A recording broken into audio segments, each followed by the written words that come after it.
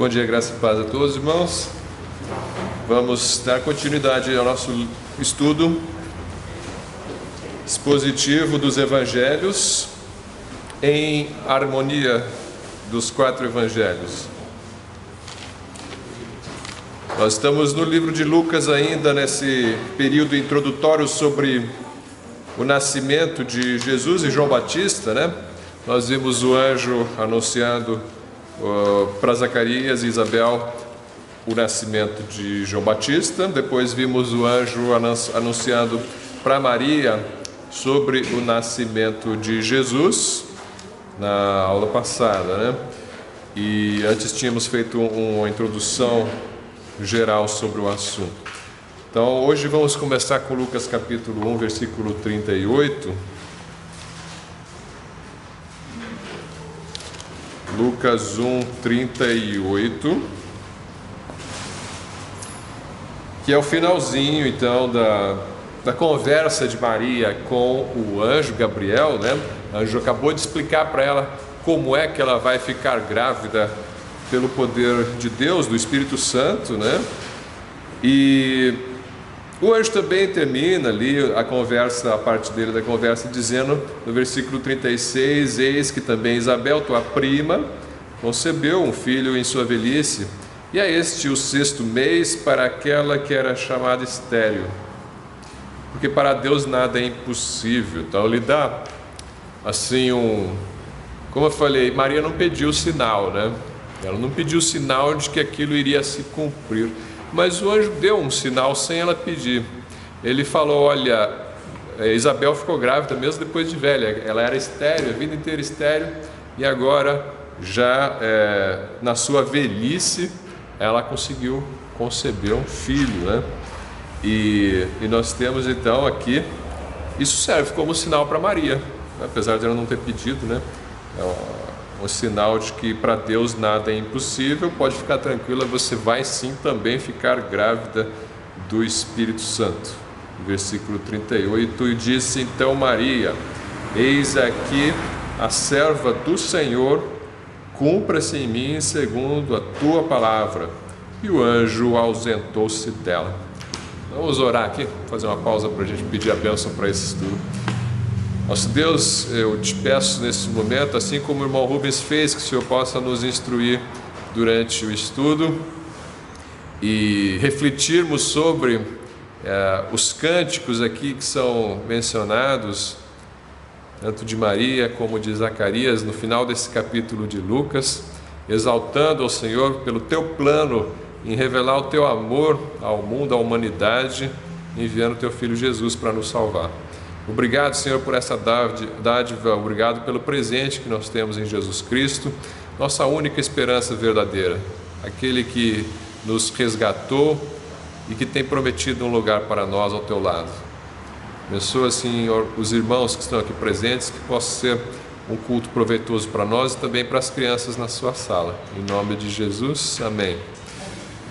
Então, nós temos aí a demonstração de fé e coragem de Maria, né? Gastamos um bom tempo na semana passada para colocar uma contraposição ao ensino da Igreja Católica de que a Maria foi concebida sem pecado, né? E às vezes quando a gente fala assim, dá a impressão que estamos tentando rebaixar Maria, assim, falar mal de Maria de forma alguma, né? De forma alguma. Temos aqui uma santa mulher de Deus, escolhida por Deus para um ministério único na história, ser portadora do Messias, o Filho de Deus, né? Quando eu digo santa mulher de Deus, santa, separada por Deus, não quer dizer que nunca teve pecado. Ela era um ser humano, mas ela era sim uma mulher de fé e coragem, como esse versículo 38 deixa bem claro, né?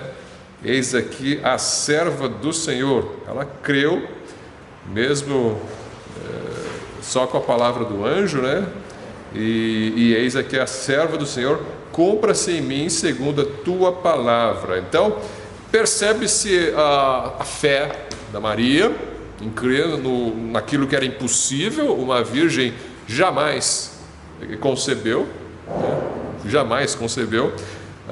Não há na história nenhum outro caso, nem antigamente, nem depois dela, nunca houve um outro caso de uma virgem concebendo. E ela creu, então ela tem muita fé. Mas ela tem também, eu falei, coragem. Por que coragem? Coragem por causa do que viria sobre ela, da má fama que viria sobre ela, como eu comentei semana passada. O irmão Luciano me perguntou ao final do culto da manhã na semana passada, o que aconteceria, porque nós comentamos assim, o que acontece quando um casal solteiro tem relações antes do casamento. O que acontece? Bom, se ela não estava noiva de ninguém, então simplesmente o jovem, o rapaz, vai pagar o dote que o pai da moça especificar, né? O valor que ele especificar, e se o pai quiser entregá-la como esposa, ele tem que se casar com ela e jamais poderá se divorciar. Se ela estava desposada com o homem, já estava noiva, então seria tratado como adultério, então seria punido com a pena de morte, o adultério, né? Agora, a dúvida do irmão Luciano era, e se fosse o próprio noivo que tivesse relações antes da data do casamento? O que acontece nesse caso? Porque era o caso de José. Vamos dizer que alguém pensasse, eu acho que eles colocaram, vamos dizer assim, a carroça na frente dos bois, né? Não esperaram o casamento. Mas alguém podia desconfiar, eu acho que foi o José mesmo, né? O que aconteceria com o José se fosse, e com a Maria, né? Neste caso? Então, não é um adultério, né? Eles estão desposados, não é assim, se eles fossem solteiros, então teria que casar, mas já iam casar mesmo, então qual é a pena para este caso, né? Eles vão casar mesmo, não é adultério. Então, consultei algumas fontes rabínicas antigas, né? Rabino porque é o rabino que conhece a lei, né? Quando é assunto da lei de Moisés, muitas vezes convém a gente verificar o que os rabinos falam, apesar de que eles não serem crentes em Jesus, né? Mas eles conhecem bem a lei. Então, nessa discussão, eles costumam dizer que neste caso haveria uma má fama sobre eles, por quê? Porque essa relação ela deve ocorrer depois do casamento. A relação dentro do casamento é uma relação pura e santa. A relação fora do casamento ela não é considerada pura, né? Então, e ficaria uma má fama, mas não tem uma pena adicional. Ninguém ia ser apedrejado por causa disso, não ia ter. Não, eles estão. Ia ficar uma má fama, né? Não foi feito correto conforme a tradição judaica de você, e a prescrição da Bíblia, né, de você ter a relação depois do casamento. Então, a Maria, para aceitar isso do Senhor, de ficar grávida antes do casamento, era uma vergonha na sociedade. Então, ela aceita pela fé, pela obediência, e tem uma coragem aqui, né, de você enfrentar essa situação. Por outro lado, a gente sabe que poderia o marido, então, desconfiar do adultério, né? E ela teve coragem também de, não, Deus quer isso para mim, então eu vou assumir e vou obedecer, né? Então tem essa determinação de Maria. O Martinho Lutero fez um comentário sobre a natividade. Ele diz que tem 3 milagres na natividade, né? No nascimento de Jesus. Deus se tornou homem, é o primeiro milagre. Segundo milagre, a Virgem concebeu. E o terceiro milagre, Maria creu. E a conclusão dele era que desses 3, o maior milagre era Maria crer no impossível. Por quê? Porque isso vem do homem, não pode vir uma fé dessas, né? Não sei se é o maior milagre, mas enfim, são 3 milagres com certeza, né? 3 milagres impressionantes aqui. E depois nós vamos ter a visita de Maria para Isabel. Vamos ler os versículos 39 e 40. E naqueles dias, levantando-se Maria, foi apressada às montanhas, a uma cidade de Judá, e entrou em casa de Zacarias e saudou a Isabel. Então, Isabel morava nas montanhas em Judá. Não sei por que não fala o nome da cidade aqui, né? Mas ela foi nessa cidade onde morava Zacarias e Isabel, né? E Isabel, então, já estava grávida. Versículo 41, você tem João Batista, então, se manifestando aqui estar cheio do Espírito Santo, porque dizia: aconteceu que ao ouvir Isabel a saudação de Maria, a criancinha saltou no seu ventre, e Isabel foi cheia do Espírito Santo.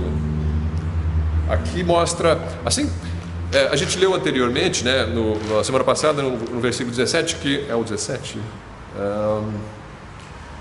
Não é o 17, é o 15, que fala que João Batista seria cheio do Espírito Santo desde o ventre da sua mãe. Aqui temos uma manifestação de João Batista se alegrando no ventre da sua mãe, com 6 meses de idade, tá? Ela estava no 6º mês de gravidez, e a criança cheia do Espírito Santo saltou de alegria. Isabel ficou cheia do Espírito Santo também, e ela vai profetizar. Ela fica cheia do Espírito Santo para profetizar, e a profecia que ela fala, a proclamação de palavras de Deus, ela diz: e exclamou com grande voz e disse: bendita és tu entre as mulheres, e bendito o fruto do teu ventre.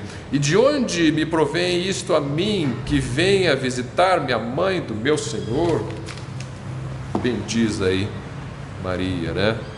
Então você tem muitas coisas aqui sendo mencionadas. O que é bendizer, né? Bendita és tu entre as mulheres. Bendizer é falar bem, ou abençoar, ou declarar coisas boas sobre uma pessoa, prosperidade sobre uma pessoa. Então ela declara isso: bendito o fruto do teu ventre, bendita és tu entre as mulheres.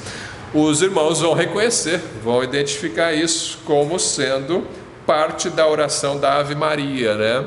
Nós percebemos aqui um trecho da oração que os católicos chamam de Ave Maria: bendita és tu entre as mulheres, e bendito o fruto do teu ventre.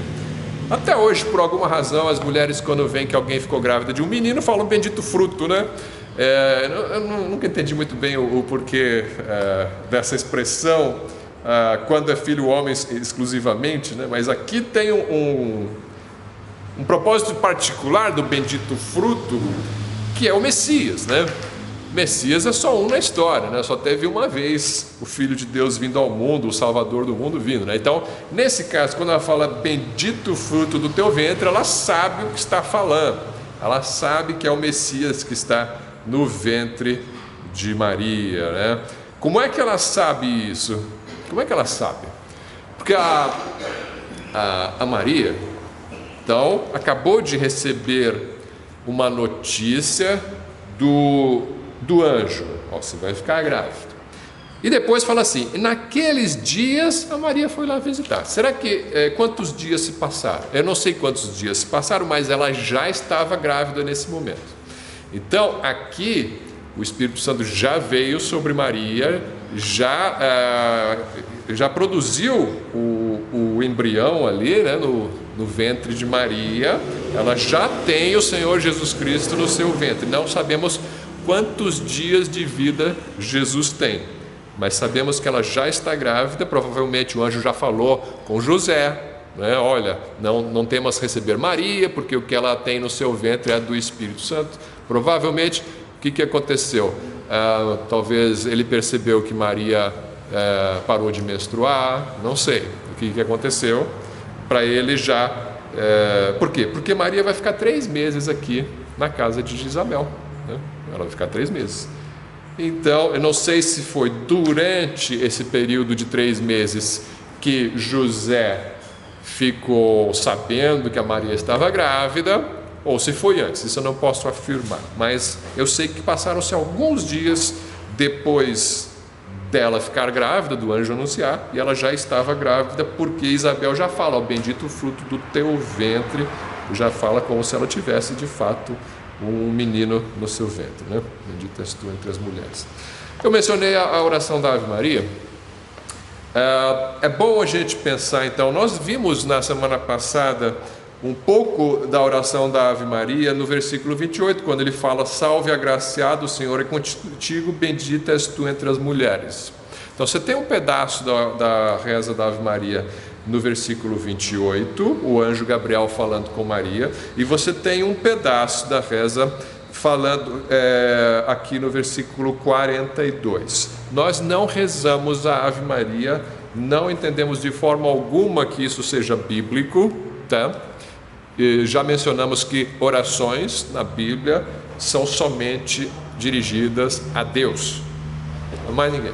Não se ora a anjos, não se ora a homens que morreram, não se ora a homens que foram trasladados. Você não pode orar para Enoque. Enoque não morreu, está lá vivo no céu. Eu posso orar para Enoque? Não, não pode. Ninguém jamais orou para Enoque na Bíblia, Elias ou qualquer outro. Não se ora para pessoas que partiram. Ah, mas eu não posso pedir para alguém interceder por mim. Você pode enquanto está aqui. Enquanto está aqui, vivo, você conversa com pessoas, você pode, ora por mim. Rogai por mim, pode falar rogai por mim, posso falar para minha filha, rogai por mim, ora por mim, minha filha, eu posso falar. Se a minha filha partir, eu não posso falar para ela, rogue por mim, Isabel, minha mulher morreu, Luci, pede para Jesus aí, não posso, né? Isso aí partiu, não temos comunicações com os mortos. Então é errado você rezar a Ave Maria, porque Maria já partiu. Não falamos com aqueles que partiram, falamos com Deus, só com Jesus. Oi. Aí quando fala sobre a visitação de Maria, Isabel, mais ou menos a gente tem a gente sabe mais ou menos o tamanho dessa criança, porque se a criança estremeceu no ventre da mãe... Não, nós sabemos. Isabel... Hoje em dia as mães falam assim, meu filho mexeu. Isso. Mas Isabel nós sabemos, porque diz que ela estava o anjo disse que ela estava de 6 meses. Então Isabel nós sabemos. Agora, pelo menos 6 meses, mais alguns dias, né? Então não sei se estava perto de 7, não sei. Agora, esse detalhe é que a gente não sabe. Agora, Maria, a gente também não sabe, né? Alguns dias, né? Maria a gente não sabe quanto tinha, mas Isabel de fato tinha mais de 6. Isso dá para saber. Então voltando aí à Ave Maria, nós não rezamos a Ave Maria, mas o conteúdo tem uma parte bem bíblica, que você não vai declarar isso para Maria porque ela já partiu, mas deve ser pensado no conteúdo porque ele é bíblico, e poderia tranquilamente o anjo pode falar para ela na época que ela estava viva, Isabel podia falar para ela porque ela estava viva, e nós podemos refletir sobre esse conteúdo e olhar e meditar sobre o que Maria passou, né? Então você tem aí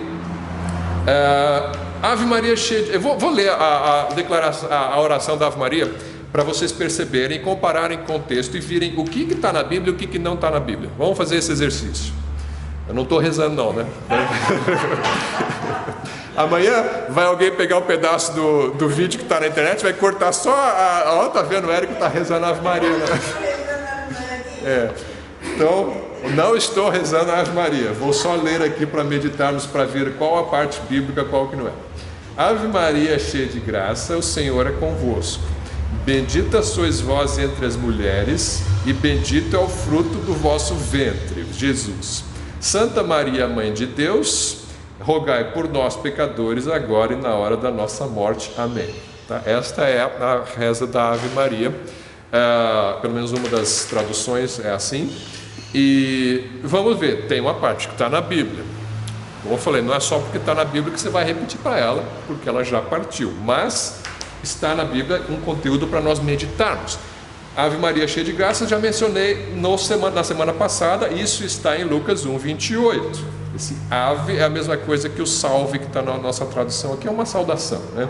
Maria cheia de graça quer dizer que ela recebeu muita graça de Deus, é a agraciada da nossa tradução.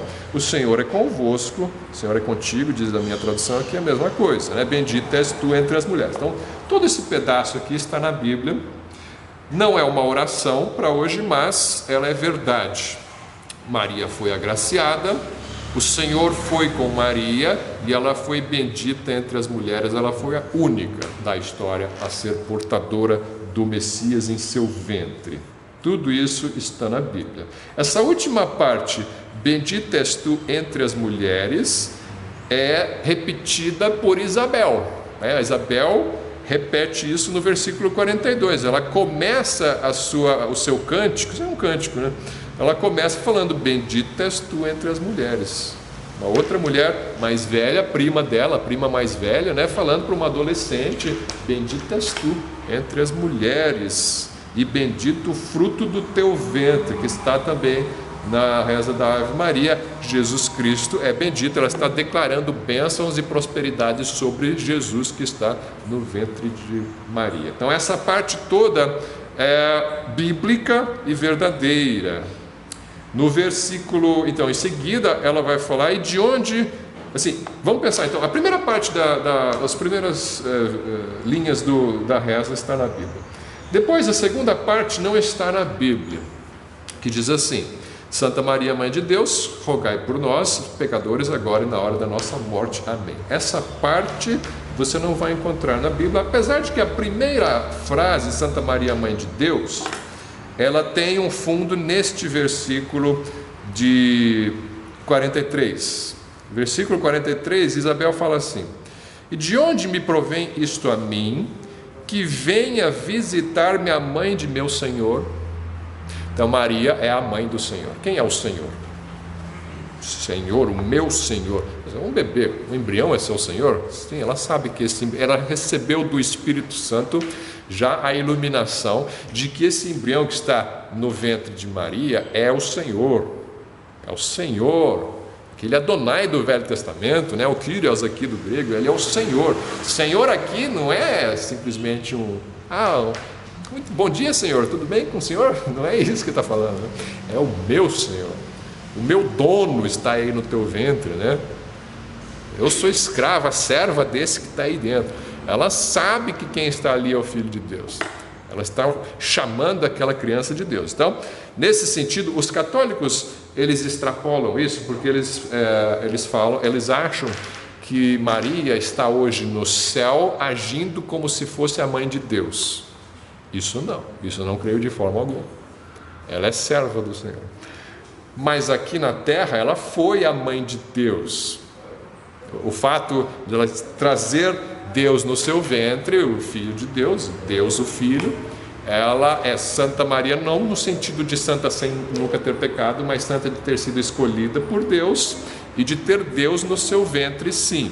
Então tem um fundo bíblico, só que o que acontece?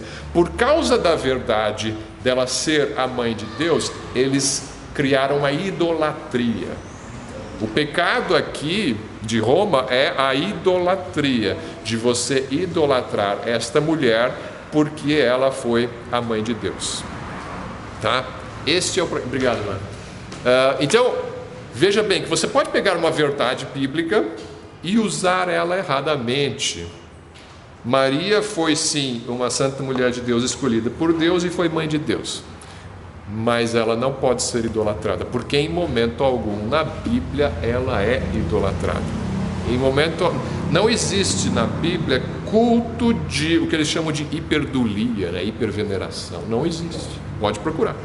Eu já pedi para muitos católicos me mostrar. Eles ficam nervosos porque eles sabem que não tem. Não existe. Pode perguntar para padre, para sacerdote, para qualquer um. Foi. Sim.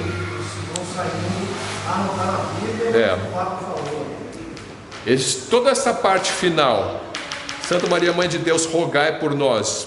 Quem que pediu para Maria rogar por nós? Maria depois faleceu e você tem as cartas, as epístolas, e ninguém nunca pede para Maria rogar por nós. Se isso fosse tão importante para a nossa salvação, gente, importante para nós, vocês acham que os apóstolos não teriam ensinado isso para nós? Se é importante para a salvação, você pedir para Maria te rogar por você na hora da morte, porque senão você vai para o purgatório ou vai para o inferno. Eu preciso pedir para Maria, mas nenhum dos apóstolos nos ensinou isso. Então, mas o irmão falou, mas na tradição oral católica apareceu isto. Sim, mas Jesus também falou para os judeus, por causa da vossa tradição vocês anulam as escrituras, né? É verdade, os judeus já faziam isso. Eles tinham as escrituras e eles tinham a tradição oral, que depois foi escrita no Talmud, né? Mas o Talmud não é a Bíblia. O Talmud não é a palavra de Deus. A tradição oral não é a palavra de Deus. É a tradição de homens que veio séculos depois. Então não tem de fato na Bíblia essa parte final. Ela não só ela não está na Bíblia, ela contraria a Bíblia, porque ela ensina uma reza a uma pessoa que já partiu. E isso não existe, isso não pode ser feito. Orações ao Senhor teu Deus adorarás, e só a Ele darás culto. Culto, eu não vou cultuar outro ser que não seja Deus. Nem culto de veneração, nem outro culto, mano.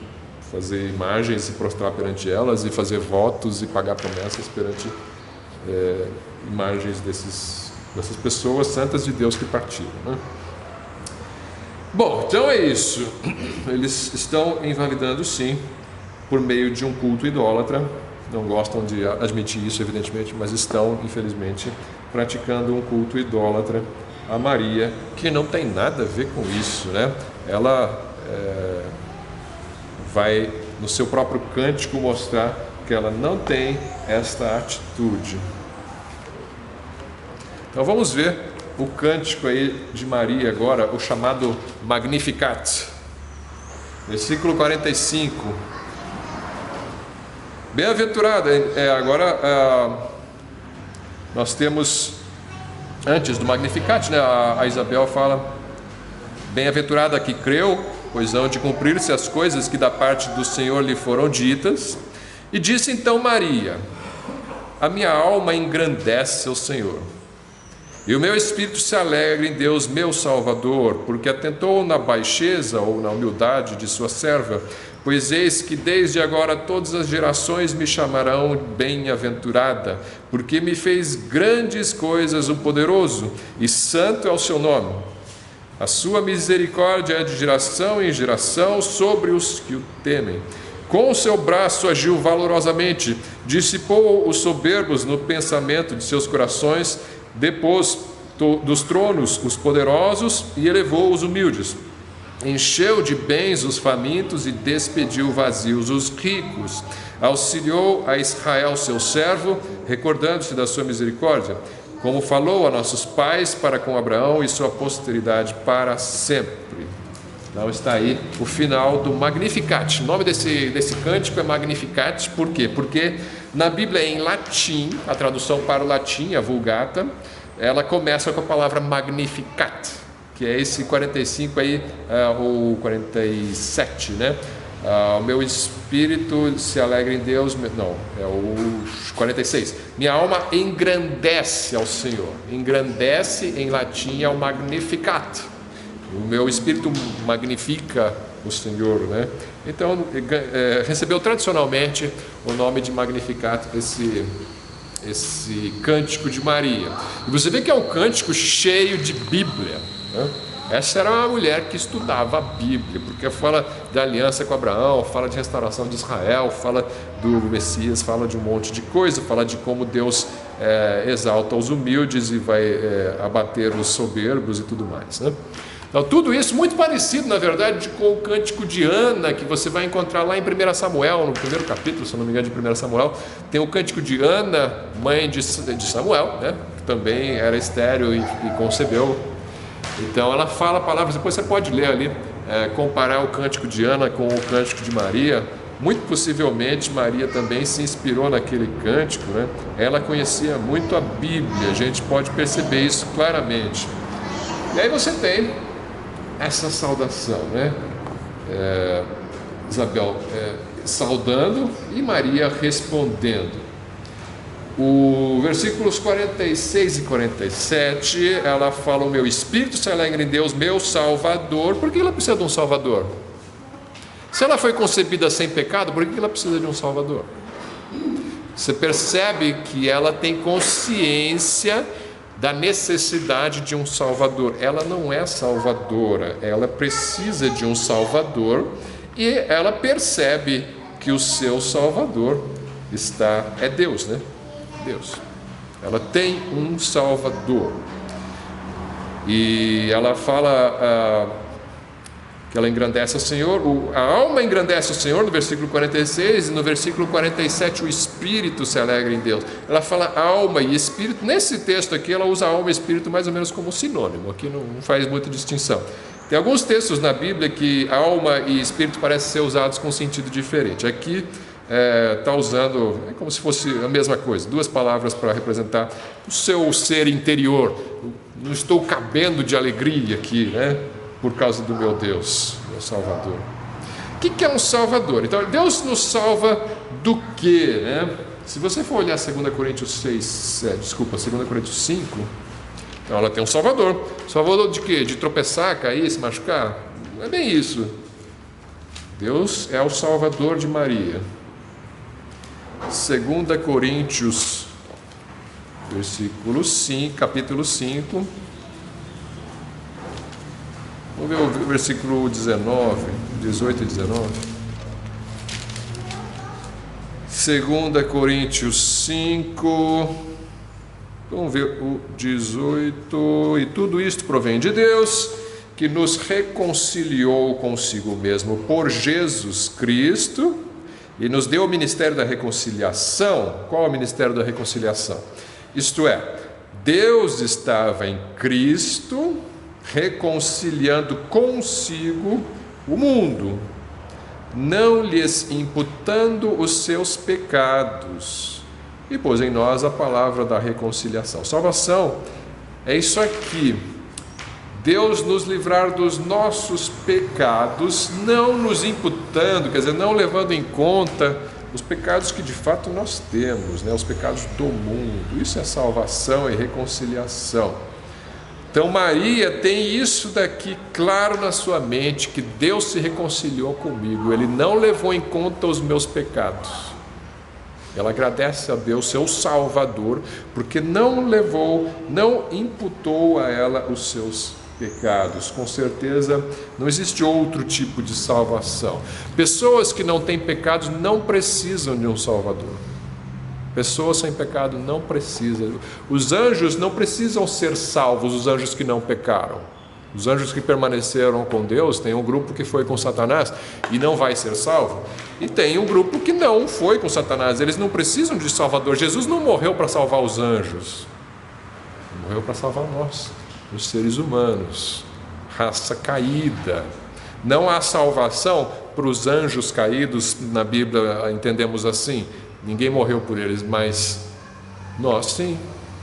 Jesus Cristo morreu por nós, então para nós há um Salvador. Se Maria precisa de um Salvador e reconhece assim, é sinal que ela faz parte do nosso povo. Ela é gente como a gente. Ela é gente como a gente. Oi.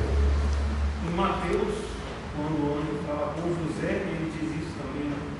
Ele salvará o seu povo dos seus pecados, né? Exatamente. Por isso ele se chama Jesus. Seu nome é... Pode ler, irmãos. Mateus 1, 21. O anjo falando com José disse que dará a luz do seu filho e chamará o seu nome Jesus, porque ele salvará o seu povo dos seus pecados. Então, Maria não é parte do povo de Deus? Claro que é. Então você tem a salvação, é isso, é salvar dos pecados, evidentemente da consequência desses pecados, que é a ira de Deus e a punição eterna. Nós fomos salvos disso, e Maria também foi. Isso dificulta muito você pensar que ela teve uma imaculada conceição, né? Que ela nasceu sem pecado original. Não cremos assim. Versículo 48, ela diz: porque atentou na baixeza da sua serva. Algumas traduções vão dizer na humildade da sua serva, né? Ela sabia que em si mesma ela não era grandes coisas. Ela se rebaixa no versículo 48, porque ela é uma mulher humilde, uma humilde serva de Deus. E Deus atentou a essa humildade. Pois eis que agora todas as gerações me chamarão bem-aventurada. Você pode dizer que Maria era bem-aventurada. Não precisa falar isso para ela porque ela não está ouvindo, tá? Mas você pode falar para os outros. Maria foi muito bem-aventurada. Fazemos parte dessas gerações aqui que ela está falando. Ela está profetizando. Olha, gerações futuras vão me chamar de bem-aventurada. E eu faço parte. Feliz, exato.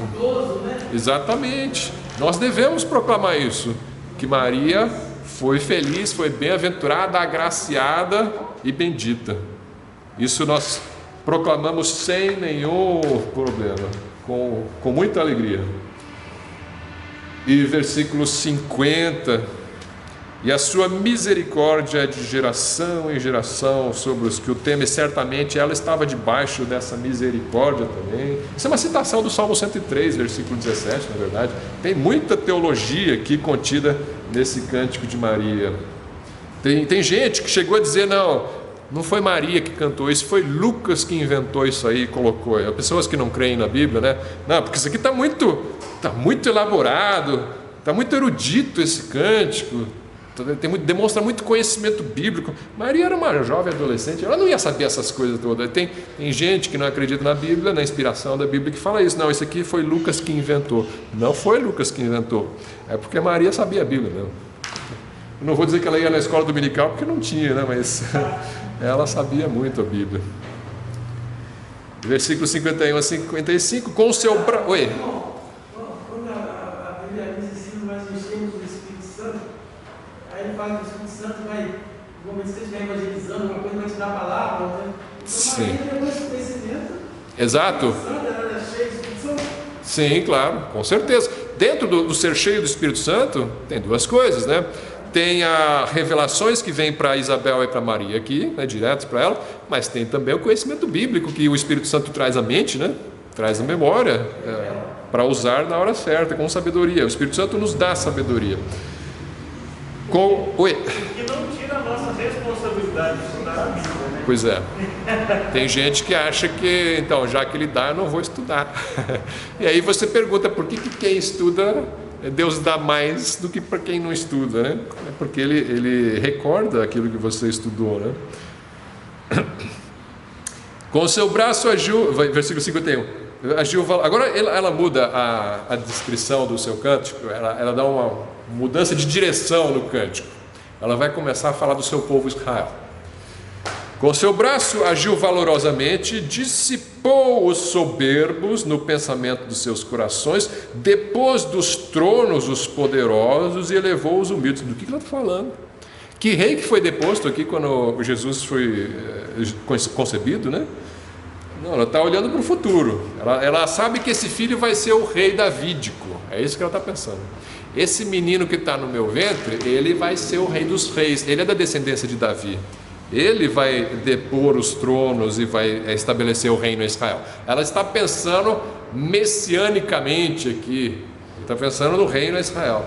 Depois dos tronos os poderosos, e levou os humildes, e encheu de bens os famintos, e despediu vazios os ricos. Ora, mas por quê, né? Por que o rico tem que ficar pobre? Tudo bem que o pobre fique rico, né? Mas por que o rico tem que ficar pobre? Né? Por que não fica todo mundo rico, né? Mas é porque muitos ricos ficam ricos por injustiça e iniquidade. Com certeza ela está pensando nisso, né? Dos ricos opressores, né? Dos ricos da injustiça. Tem muita injustiça nesse mundo que a gente olha assim e não entende, né? Mas por que a pessoa que é desonesta, a pessoa que é corrupta, a pessoa que rouba, a pessoa que desvia verbas do povo, né? Do governo, esses se saem bem, e aí tem famílias humildes aí passando necessidades, esses são pessoas justas, e por quê, né? Então está desequilibrado o mundo mesmo, o mundo está muito desequilibrado. E nós aguardamos ansiosamente aquele que virá restabelecer a ordem neste planeta. E ela está anunciando que isso vai acontecer, e é Jesus que vai fazer isso, tá? Isso tem uma ideia do milênio, tá? Porque Jesus veio aqui, sim, ele alimentou os pobres, né? Mas não resolveu esses problemas aí de injustiça. Mas ele vai resolver um dia, tá? E quando ele voltar, ele vai resolver esses problemas. Então ela está profetizando para o futuro. Ela não sabia, provavelmente, nessa altura, que esse menino ia pregar a palavra de Deus, mas ia morrer, e que um dia ele iria ressuscitar e iria voltar depois para cumprir essa parte. Maria com certeza não tinha tanto discernimento de tudo o que ia acontecer, mas ela sabia pelas escrituras que o Messias vai estabelecer o reino em Israel com justiça. Então ela proclama aqui. Quando? Eu creio que ela não sabia, mas que ela sabe que vai acontecer, ela sabe. Então aqui tem palavras para as duas vindas de Cristo. A primeira vinda de Cristo como o Salvador e a segunda vinda de Cristo como o Rei dos Reis. Tá? Então ela mistura as duas profecias num único cântico. E ela fala de restaurar o reino a Israel. Auxiliou a Israel seu servo, diz o versículo 54, recordando-se da sua misericórdia, como falou a nossos pais para com Abraão e a sua posteridade para sempre. Né? Ela termina anunciando aí o pacto de Deus com Abraão, que ele daria a terra para a sua descendência seria numerosa e tudo isso. Daqui a pouco a gente vai ler o pacto de novo de Deus com Abraão, porque ele é repetido também por Zacarias no seu cântico, tá? Mas aqui termina o cântico de Maria. Depois disso, diz o versículo 56 que Maria ficou ainda 3 meses com Isabel. Lembra que ela não estava casada com José. Seria estranho, né, a mulher ficar 3 meses separada do marido. Não, mas aqui não era marido ainda, estava noivo, desposada. Então ela fica 3 meses. Aí eu penso aqui comigo, né? Será que foi neste período que José descobriu que ela estava grávida e planejou deixá-la secretamente? Não sei, né? Não sei. Mas foi em algum momento aí no começo da gravidez de Maria. Por que ela ficou 3 meses? Lembra que Isabel estava de 6 meses. 6 meses? Ela deve ter ficado lá até o nascimento, ali acompanhando, ajudando a sua prima mais velha, que era uma mulher idosa, né? Ela deve ter ficado lá para ajudá-la nos meses finais da gravidez. E aí quando nasce João Batista, ela volta. Ela teve um filho, aí no versículo 57 diz que Isabel teve o seu filho. Mas tem toda aquela história de que os vizinhos estão querendo que ele seja chamado de Zacarias, que é o nome do seu pai, e aí a Isabel fala, não, o nome vai ser João. Eles falam, mas não tem João na tua família. Pergunta para o Zacarias aí o que ele acha, né? E o Zacarias estava mudo ainda nessa história, né? Não conseguia falar. E aí eles vão lá e perguntam para ele, como que é o nome do filho? E ele escreve, o nome é João. Aí todo mundo fica admirado. Pronto, o nome vai ser João Batista. Como é que é? Ele ficou mudo por quê? Ele ficou mudo porque ele duvidou da palavra do anjo que disse que a mulher dele ia ficar grávida, né? A mulher que era estéril, já idosa, né? Mas então ele volta a falar. Aí soltou a língua e não parou mais, né? Começou a falar, tirou o atraso aqui. Ele tirou o atraso todo. Ele vai fazer o seu cântico também.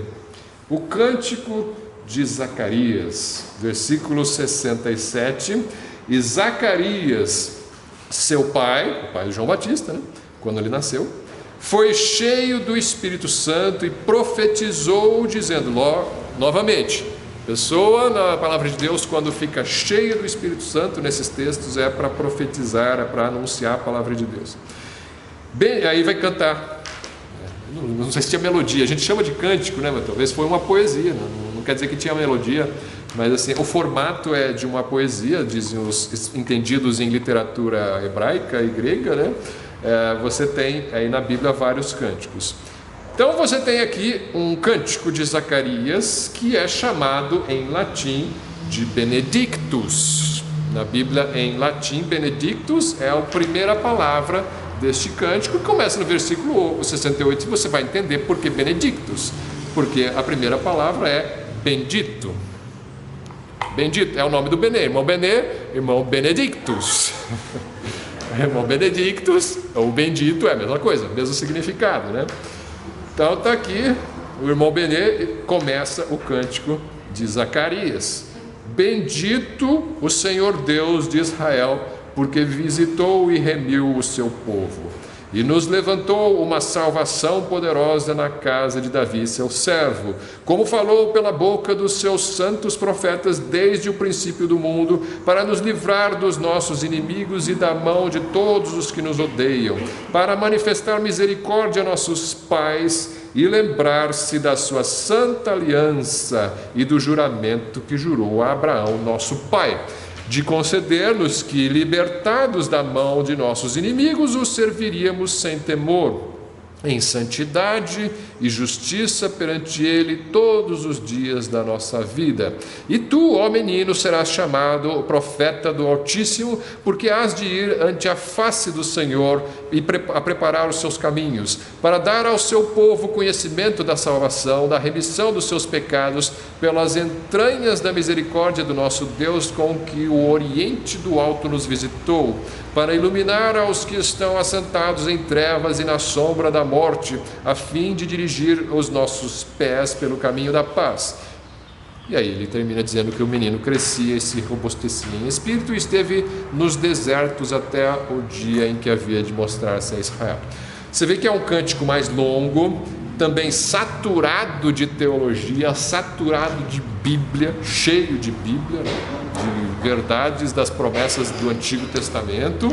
Zacarias era um sacerdote, ele conhece claramente muito da Bíblia, e ele está aqui exaltando. Ele dividiu o cântico dele em duas partes. Dá para perceber, mesmo em português, né, que isso aqui é uma poesia, né? Tem um ritmo de poesia. O santo enchendo Maria, uma jovem, e enchendo Zacarias, né? Um idoso. Um idoso que já conhecia lá as profecias lá da aliança, né? E encheu Isabel também, que era idosa também. Exatamente. O que nós temos? O cântico dividido em duas partes. A primeira parte fala do Messias, a segunda parte fala de João Batista.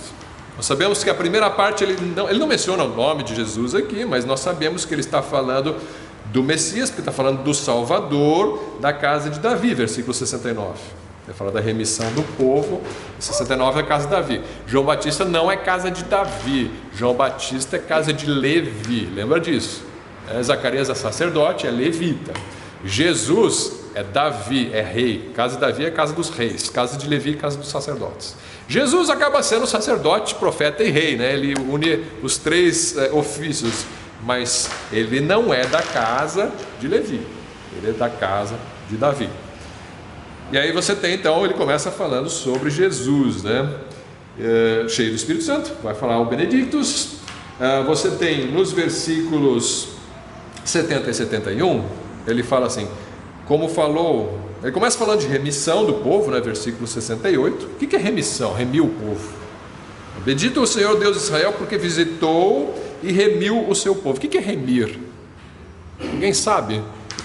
Remir, às vezes usa redimir também, tem o mesmo sentido, redenção e remissão. O que é remir? Alguém sabe? É resgatar. Resgatar é salvar por meio de pagamento, né? Alguém foi sequestrado, né? Você paga um resgate, a pessoa liberta o prisioneiro. Então isso é resgatar. Então ele remiu o seu povo por meio de um pagamento, né? Ele paga caro por isso, com seu próprio sangue, né? Isso é a remissão. É bom os irmãos terem em mente isso, porque a Bíblia às vezes fala salvação, ele é o nosso salvador, de fato. Às vezes ele fala remissão. Qual a diferença entre salvação e remissão? Quando ele fala remissão, ele está enfatizando o preço pago. Então ele fez essa remissão.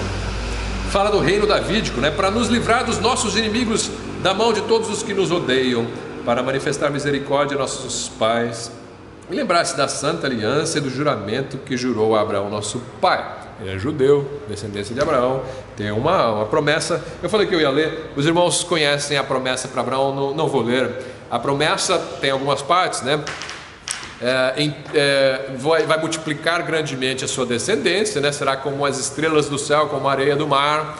Ele vai dar a terra para a sua descendência, a terra, olha a terra, para tudo que você está vendo, tudo eu vou dar para você e para a sua descendência. Essa parte, reino de Israel.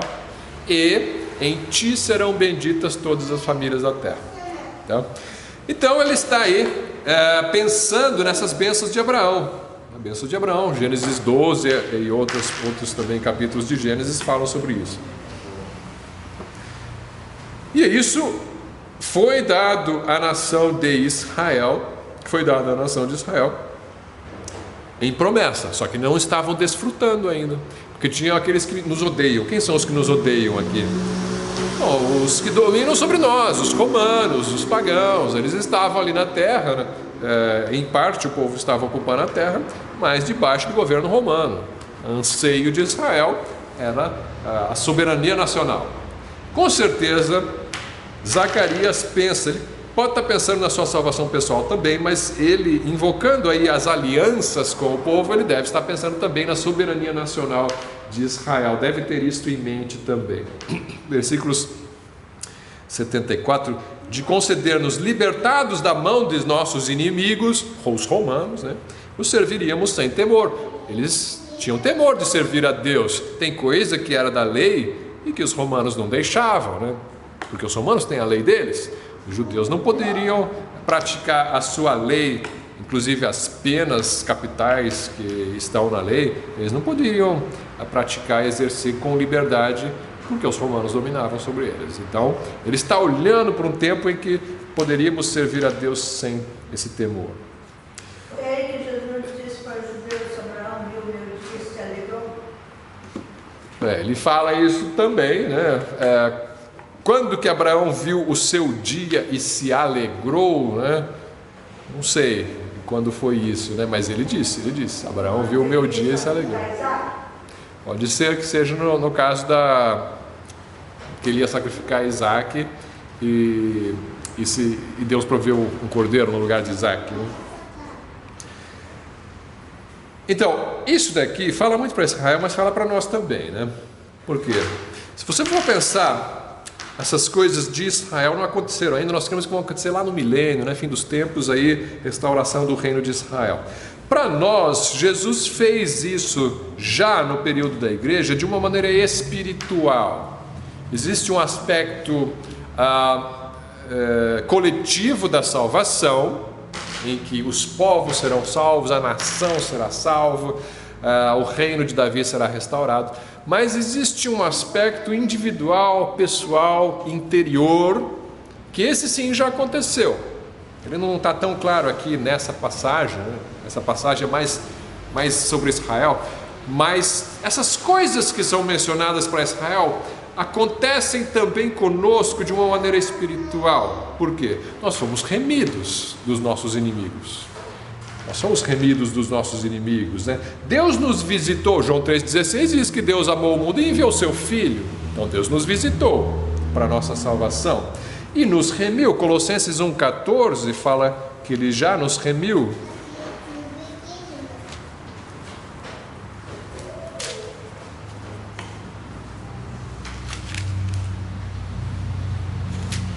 Colossenses 1,14. Eu vou pedir para alguém chamar as crianças, acho que já estão até chegando. Pronto, não precisa chamar. 1,14, vamos ver 13 e 14. O qual nos tirou da potestade das trevas e nos transportou para o reino do Filho do seu amor, em quem temos a redenção pelo seu sangue, a saber, a remissão dos pecados. Então ele usa as duas palavras redenção pelo sangue e remissão dos pecados. Redenção e remissão têm o mesmo sentido. Então, Ele pagou pela nossa libertação. Éramos escravos do pecado, estávamos debaixo das mãos de Satanás, porque éramos como os demais filhos da ira e andávamos segundo o príncipe da potestade do ar. Então Ele nos salvou disso, nos deu a salvação da nossa alma, a salvação da ira de Deus. Você pode ver Romanos 10:9, vários textos, né?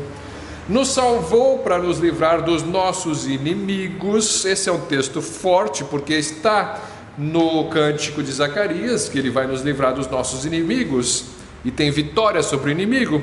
E o Romanos 16:20 diz assim: e o Deus de paz esmagará em breve Satanás debaixo dos vossos pés. A graça de nosso Senhor Jesus Cristo seja convosco. Amém. Nosso inimigo não é Roma. Nosso inimigo não são as pessoas, nosso inimigo é Satanás. Então, espiritualmente, nós aplicamos para Satanás e seus anjos, e em breve ele será esmagado debaixo dos nossos pés. Na manifestação de Deus na sua segunda vinda, eu creio que isso acontece. Isso foi Romanos 16:20. Romanos 16:20. Ele lembrou-se do juramento a Abraão, disse Zacarias. Então, mas tem aí, é só descolar que aparece. Ele lembrou-se do juramento a Abraão. Bom, Abraão também falou que em ti serão benditas todas as famílias da terra. Então, não só Abraão prometeu a terra para Israel, ele prometeu também que nós seríamos abençoados no seu descendente Jesus Cristo. Isso já aconteceu. E fomos libertados, então, assim, do inimigo para servirmos em santidade. O cântico também fala isso, né? Conceder-nos libertados da mão de nossos inimigos, os serviríamos sem temor, em santidade e justiça perante Ele todos os dias da nossa vida. Efésios 2. Efésios 2, eu vou ler versículos 1 a 3 e depois o 10. 1 a 3 diz: E vos vivificou, estando vós mortos em ofensas e pecados, em que no outro tempo andaste segundo o curso deste mundo, segundo o príncipe das potestades do ar, do espírito que agora opera nos filhos da desobediência, entre os quais todos nós também antes andávamos nos desejos da nossa carne, fazendo a vontade da carne e dos pensamentos, e éramos por natureza filhos da ira, como os outros também. Então ele nos libertou disso, nossos inimigos, para servirmos em liberdade e em santidade. Versículo 10: porque somos feitura sua, criados em Cristo Jesus para as boas obras, as quais Deus preparou para que andássemos nelas. Então essas coisas todas estão no Cântico de Zacarias. Jesus Cristo conseguiu conquistar tudo isso para nós e coletivamente para Israel. Então nós vemos aqui Jesus vindo para duas coisas. Ele salva Maria, por exemplo, ela diz, ele atenta para a sua humildade e a salva e a exalta por misericórdia e graça. Depois, isso no Magnificat, no Benedictus, Deus atenta para o humilhado povo de Israel, ele salva e exalta o povo de Israel por misericórdia e graça. E hoje, para nós, Deus atenta àquele que humildemente crê, e ele salva e exalta por misericórdia e graça cada um que crê. E no milênio, quando Cristo voltar novamente, todos esses se juntam para essa exaltação. Maria, a nação de Israel, os santos do Velho Testamento e nós da igreja, todos ressuscitados para o milênio de Cristo. Essa é a nossa exaltação. Tudo isso está contido, de certa maneira, nesses dois cânticos, no Magnificat e no Benedictus. Eu vou encerrar aqui, no final do cântico. Então ele faz as profecias a respeito de João Batista, né, como nós lemos, como ele vai preparar os caminhos do Senhor, do Senhor perante o povo de Israel.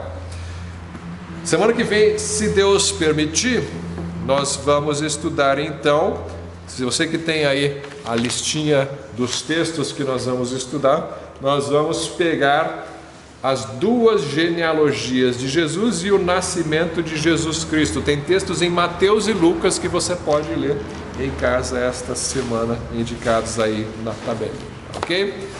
Então vamos passar para a próxima parte. Eu passo aí a palavra direto para a Lucina.